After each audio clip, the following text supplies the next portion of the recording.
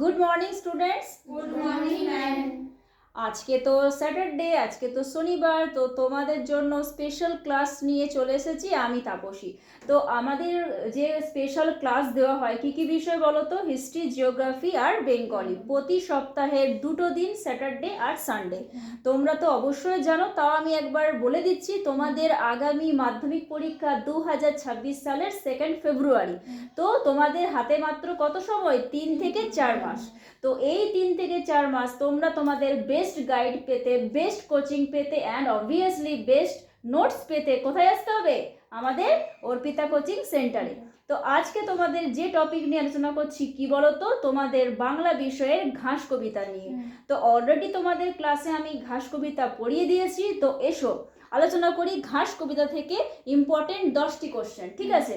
তো যে যে কোশ্চেনগুলো আমি বোর্ডে লিখে দিয়েছি এর মধ্যে কিন্তু যতগুলো কোশ্চেন সবগুলোই যে আসবে এরকম নয়, মানে মোটামুটি লেভেলের কোশ্চেন আমি তৈরি করেছি, এগুলোর মধ্যে কিন্তু কমন থাকবে। ঠিক আছে? তো দেখো, এসো পড়ো কি রয়েছে কোশ্চেনগুলো। তো প্রথমে দেখো কি রয়েছে কোশ্চেন না, কবি এখানে দেখো কি নাম রয়েছে? জীবনানন্দের প্রথম কাব্যগ্রন্থের কি নাম? ঝরা পালক। একদম ঠিক বলেছো, প্রথম কাব্যগ্রন্থ হচ্ছে ঝরা পালক। চলে আসো নেক্সট কোশ্চেন।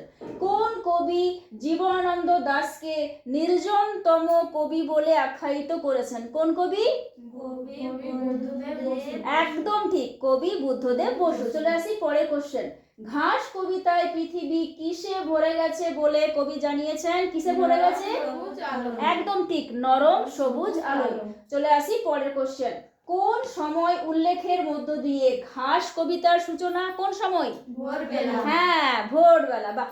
নেক্সট কোশ্চেন দেখো, ঘাস কবিতায় কবি সবুজ ঘাসকে কিসের সাথে তুলনা করেছেন? কিসের সাথে? কাঁচা বাতাবি লেবুর সাথে। কার সাথে বলো?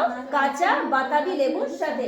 নেক্সট কোশ্চেন দেখো, কবিতায় কাঁচা বাতাবির মতো সবুজ ঘাস কারা দাঁত দিয়ে ছিঁড়ে নেয়? কারা? হরিণ।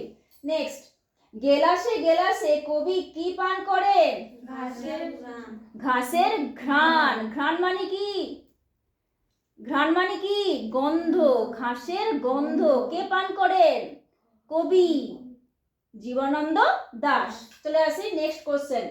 কবি ঘাসের ঘ্রাণকে কিসের সাথে তুলনা করেছেন? কিসের সাথে? হরিৎ মদের সাথে। ঘাসের ঘ্রাণকে কবি কিসের সাথে তুলনা করেছেন? হরিৎ মদের সাথে। চলে আসছি আমাদের 9 নম্বর কোশ্চেন। নিবিড় ঘাস, এই যে দেখো, নিবিড় ঘাস মাতার শরীর থেকে কখন নেমে আসতে চায়? মাতার শরীর থেকে কখন নেমে আসতে চাই? অন্ধকারে, তাই না? অন্ধকারে। আমাদের আজকের লাস্ট কোশ্চেন কি আছে দেখো, ঘাসকে কবি কোন, দেখো ঘাসকে কবি কোন সত্তা প্রদান করেছেন? ঘাসকে কবি কোন সত্তা প্রদান করেছেন? মানবিক সত্তা। কোন সত্তা? মানবিক সত্তা। তো আজকে দেখো এই 10টি যে কোশ্চেন দিলাম খুবই খুবই ইম্পর্টেন্ট, অবশ্যই এগুলো বাড়িতে পড়াশোনা করো এবং নেক্সট দিন দেওয়া হবে আরো কিছু ইম্পর্টেন্ট কোশ্চেন। ঠিক আছে?